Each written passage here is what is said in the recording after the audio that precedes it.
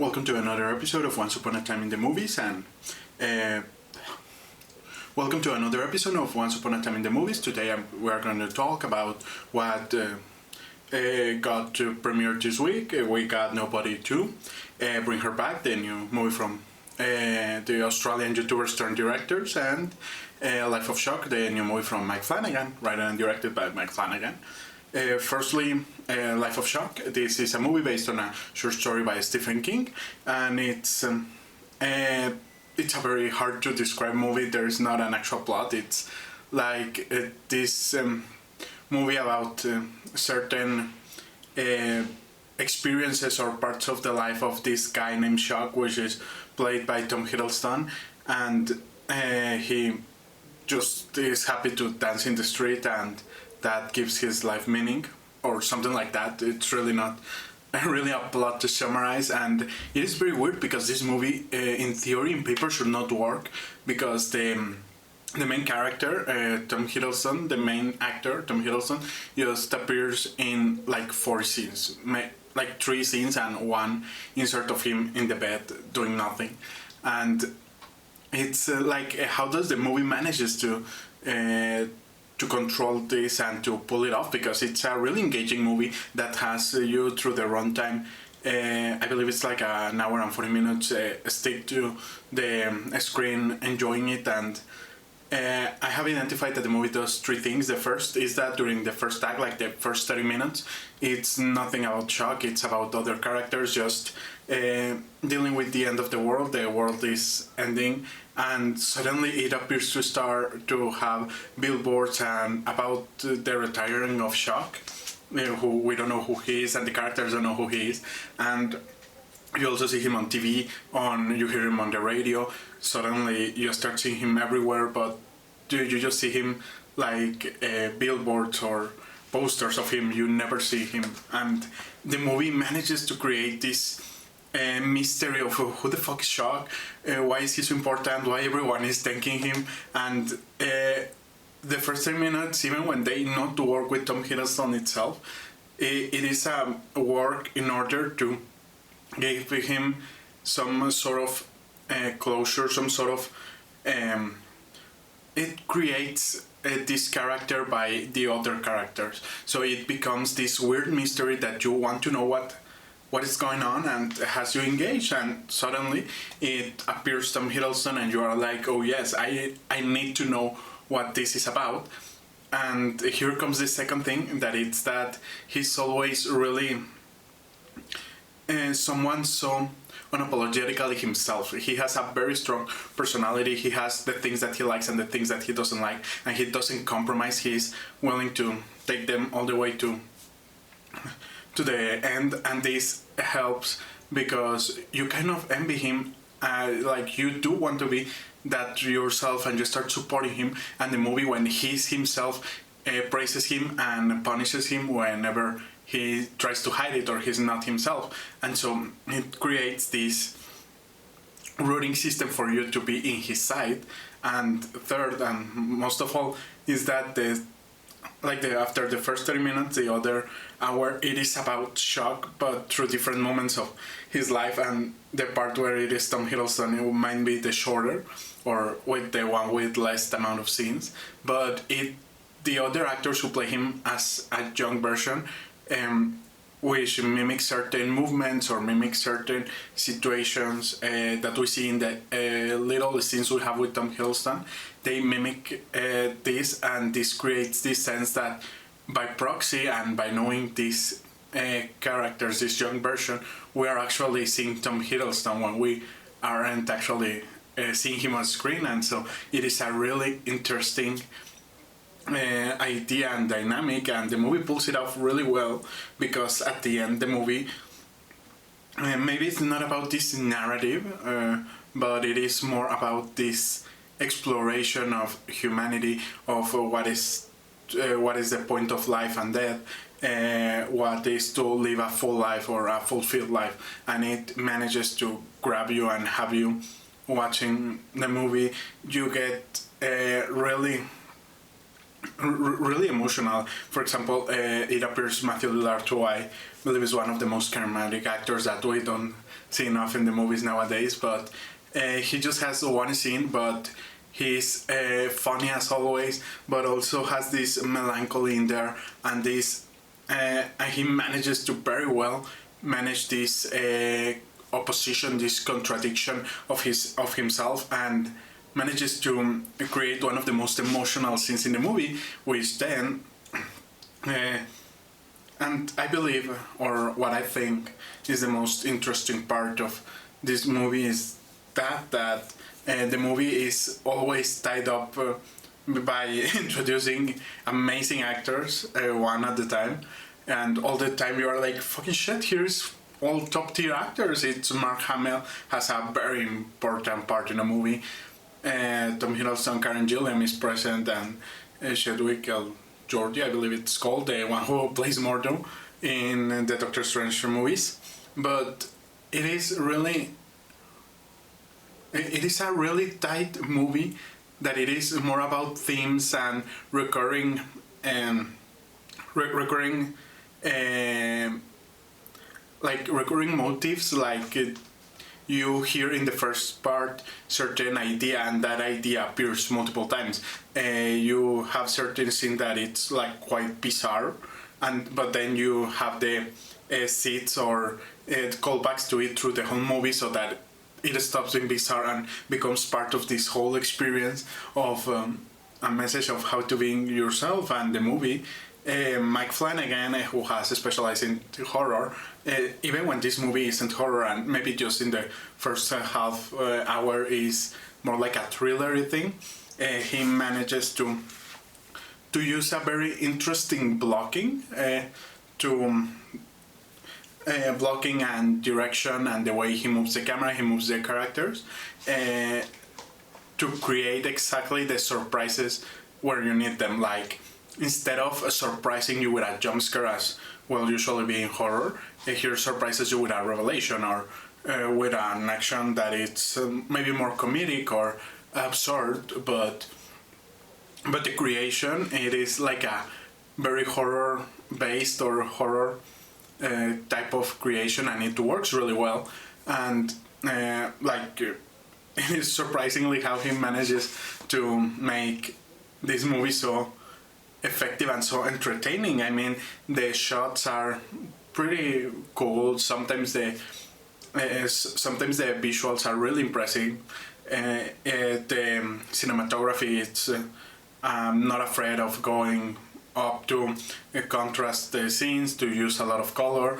The production designer is this weird mixture where everything seems to be telling you that it is happening one day, but the way people is dressed is like people dressed with clothes from the last 40 years, and so you're like, when does this is happening? Some of the technology seems like some people uses the telephone at home, and it is like, at the end it's more clear when the movie is set, but the production designer, the production design includes, for example, in the streets, cars from all different eras, and clearly from different eras. It's not like in a typical movie nowadays you just see cars from the last 15 years. No, here you see cars from the 70s and 80s, and it's like this weird sensation, and everything is so colorful, and everything is so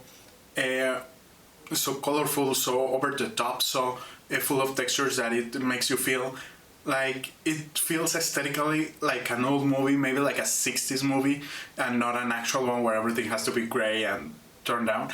And it works because you are very gladly or very enjoyable surprised by the fact that this movie goes for something that usually you don't see anymore, but at the same time it creates this sensation where you feel like it's a peace movie, but there are cell phones, and it's like some sort of what happens with Riverdale that you don't know, or with Sabrina, the Chilling Adventures of Sabrina, where you don't know where in time it is located or it is happening, the story. And it is this it gives this very ethereal sensation of the movie, for it like being a temporary tale that is not um, that it's not hooked to a specific period of time. Um, Sadly, after watching that movie, I went to watch Nobody 2, and it left a lot to that I would like about it. I should admit that I wasn't even a big fan of the first movie. When I saw the trailers, I was really hyped up. Bob Odenkirk is a great actor, and it was marketed as the same writer of the John Wick movie, which for me sounded great. I love John Wick, and I was expecting something like John Wick. And maybe in the narrative there is some John Wick thing in the script, but the tone, the way it is directed, the focus of the story is nothing like John Wick, and I believe that it wasn't bad on itself, but I was expecting choreography and action and something as visually striking as what I am used to seeing in John Wick, which is top of the notch in top of the game in Hollywood right now. Zelensky and David Leitch made amazing action movies, and I love watching every of their movies. But here is like, I'm really not understanding what was the idea of comparing it with John Wick, but I believe that that part was what I wanted for it, and it didn't deliver to me, but it was a solid and fun movie. And the second part is a massive downgrade from that. It drops the ball tremendously. Firstly, I believe it breaks certain of the expectations you have for a sequel.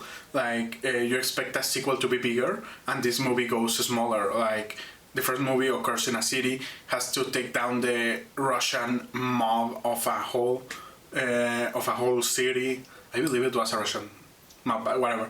But only to get this little, very concise thing for the daughter. And here, it is like everything just happens in a small town, vacation town, where you just see one street. There is everything happens in a warehouse and an attraction park that the characters are never there before the final act. There is a cabin in the woods that I don't know why the characters have it, but it is like so contained in a smaller environment, and now instead of having to dismantle the Russian mob of a big American city, now they're having to now he's ended up dismantling a small town scheme, which is drug scheme, which is not that big of it's not that important or not that big and amazing. It feels like more like a spin-off than an actual sequel, so it feels like a downgrade. And also they changed the director here, and I believe also the writers, but I don't remember that. But this new director, when the first movie was proposing and including some really cool visuals, I still remember this visual of the gun, of a subjective point of the gun, and the camera following it as the gun is thrown through the air and catches and shoots it. And here it's like the most generic way to film an action sequence. I mean, the first one was not John Wick, but it was a genuine try to make compelling and visually striking scenes, and here it's like nothing. They just put the camera, shoot something, and hope for whatever will be best in post, and it doesn't work. It's just boring. In a cinematographical level, it's boring, while at the same time I believe it kind of betrays the premise of the movie. Like, the core center of the first movie was that Bob Odenkirk was a nobody. He was just a family guy who worked a 9-to-5 job, who was longing to be an assassin, and he gets his life thrown into this. And here, since the start, he's already an assassin, and not any assassin. He's the fucking assassin who take down the mob of the city, and who is protected by some weird, I don't know what this character was about. This character with a lot of power who he owes something, I don't know why, and he doesn't feel like a nobody. Like, this idea of this nobody who is not doing anything and takes it all the way to the top, and it's this violent killer. There is not there anymore. Since the beginning, we already know who he is, and I believe the movie does try to give a little bit extra light to show the partner, the partner like a very good shooter that is an amazing and that makes a more nobody thing, but it is so obvious and so underused. It's like just appearing in 3 scenes and it's so obvious that you see it coming since the first time, and it makes the whole movie don't quite gel because the premise or the emotional core is that Bob Odenkirk's character is having marital issues because he's too busy killing fucking guys in the streets, and so he gets this vacation to go to this little town to reconnect with his wife, and he does not reconnect.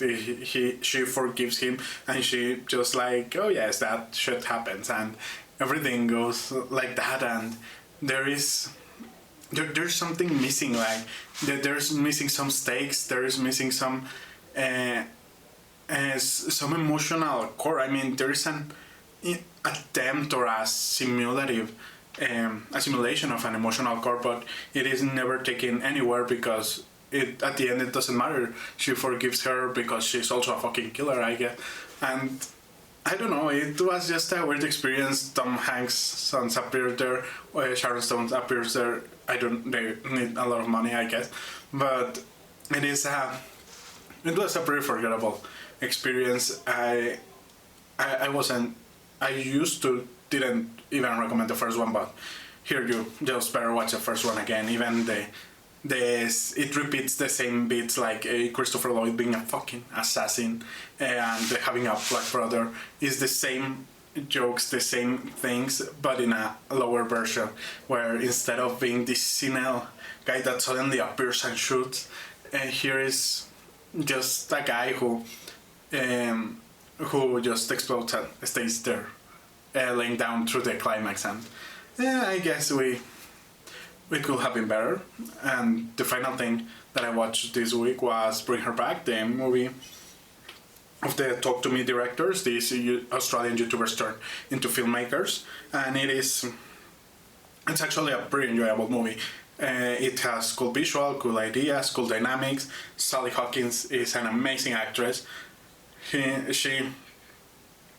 She's like so heartfelt and so innocent that you always like it and you believe like she's the best person in the world, and she turns out to be this bitch that wants to kill people, and this contrast works so well. It is really creepy to see her act and be like this evil person, and the movie also does a great job with the 2 main characters. They are a pair of brother and sister. The sister is blind, and they got such an incredible dynamic and emotional core.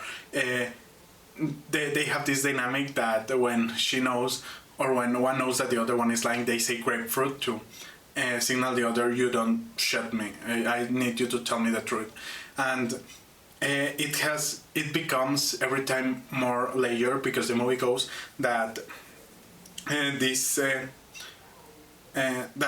pair of brothers one day get to home and his father is dead, and so, or a stepfather for the girl is dead, and they are put into an adoption because he's still not 18 years old, so he's waiting 3 months to get the custody of his sister, and they are put in the therapist care of Sally Hawkins' character, who also had a blind daughter, and she has this supernatural plan to kind of use them, especially the girl, to get her daughter back. It's such a twisted idea, a twisted movement. There is these sequences and examples of scenes of a cult, and everything is filmed like through digital.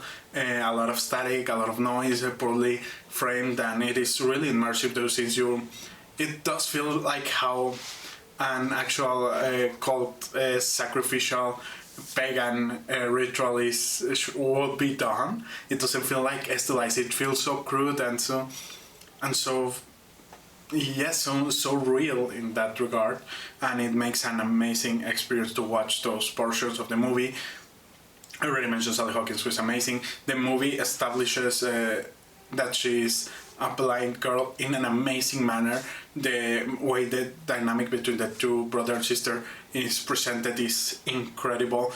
You see them care for each other and really support each other. The dynamic of Grapefruit is amazing and gets some amazing drama in some time because at one point we discovered that the father used to hit the boy, but and that's why he's not affected and he doesn't want to have anything to do with the death of the father. But the sister has this other complete idea, this blind idea, pun intended, where the kid is very uncomfortable, and then there starts happening these things where you don't know why something's happening, why something is not happening, and it becomes a really immersive experience that you just want to know how it will resolve. Especially what I believe it's the best thing this movie has is the directorial and the work of these brothers, because the images they create are really amazing. They manage to get something very simple like someone doing a circle in the forehead of someone else to be something really visually striking. Like they put the camera completely turned upside down. There are match cuts from where the rain is falling to an underwater shot of the pool at the same level. It all looks amazing. Especially there's this scene where Sally Hawkins makes in a window a circle, a blood circle, and keeps like doing this circle, and the movie like frames it in a circle created of blood, and while she does it, the camera is following her doing the circle, but in a Dutch angle, and it is really visually striking. It's like fucking yes, this look amazing. There's also other. The circle idea is really present through the movie, and so there's a lot of shots where the things are like framed in circles. There's especially one of the characters walking in the garden where we're looking through it through a circle, that it is like a statue in the garden, and the shot is turning, is rolling the camera, and it is really amazing. It gets this like this motif of circles, and it is all through the movie and makes it feel like a consistent thing that even in non-narrative aspects and more of aesthetic ones, or it becomes really present, and they do know how to create tense scenes and very visually striking things. Like there's this kid biting a knife, and then a pregnant 10-year-old boy with demon aspect, and the eyes full of blood. It is just amazing. It is pretty disturbing in that regard, but I do believe that they throw the ball a little when it comes to the storytelling aspect. Like, I mean, they are great directors, and the movie is just written by one of them with another screenwriter, which I don't know, but it is but it feels like they dropped the ball. There are some like things that doesn't quite gel, that doesn't work as they should. For example, one of the things is that the kid, one of the things that usually happens, or that it appears really often, is that the boy, one day the boy wakes and he beat himself in bed, and it seems like the movie tries to make you feel like, oh, why does he beat himself, and is this normal, is this not normal, or whatever. But it kind of drops the ball, because this happens after we're already starting to see weird things happening, but we have never established, or the movie never established, the kid as having this sort of issue or having pissed the bed before. So when we are watching it, it's like he didn't do it. It's not a mystery, and it feels like weird that the movie wants to treat it as a mystery. It should have introduced this as something that had happened before, or a problem that he's facing because X or Y, and that he's trying to control and hide, but it just drops the ball. It just doesn't quite gel in that regard, as well as the premise and the way, I don't want to spoil it, but the way the supernatural aspects work is pretty cool. It's amazing, visually striking, and gets for a very cool drama, but it feels like the movie could have taken that concept and twisted in some really interesting ways, like having the plan go wrong and getting the plan go wrong and putting the characters at a bigger risk and at a bigger emotional confrontation. But no, instead everything seems to work completely fine. And the biggest problem, I believe, is the climax. And the thing is that through the movie we are experiencing these events through the boy's eyes. He's our point of view character. We see him wake up, and we don't actually follow the story on the sisters' point of view, but more the brothers, and it drops the ball because, and here comes a spoiler. So the boy is killed before the third act, and so the emotional baggage or the emotional core of the movie is destroyed there, and you don't have an emotional core for the third act because you constructed this very amazing, really emotional, really compelling relationship, and then you throw it away, and you have a girl who is not just surviving for herself or has to survive for herself. You could have had a girl and a brother trying to help each other to survive and having sacrificed themselves for the other instead of just dying alone and then realizing and it's like I don't understand why they do that. And the climax is not it's not like an action climax, it is an emotional climax, but because our main point of view is dead, the climax is resolved through the actions of the villain or the antagonist, and the emotional intake is not through the heroes that we're supporting but through the villains, and it's like it doesn't feel satisfactory. It's not satisfactory. Like at the end you're just like, okay, this happened, and okay, I guess, but you don't feel like the characters earned it. It was earned for them. Some subplots are resolved in a ridiculously hurried manner, and like almost at Deus Ex Machina, where suddenly the kid recovers his memories and now everything's fine, and it's like, no man, please tie everything together. And yes, I believe that the movie did such an amazing job visually and constructing this character relationship, which are very strong identities of these directors. But I don't know, and I believe that this also happened not in this same big problem, at least for me, where they drop the ball in the third act because they kind of don't quite get how to close a compelling story through a point of view. But I do believe that if they got someone who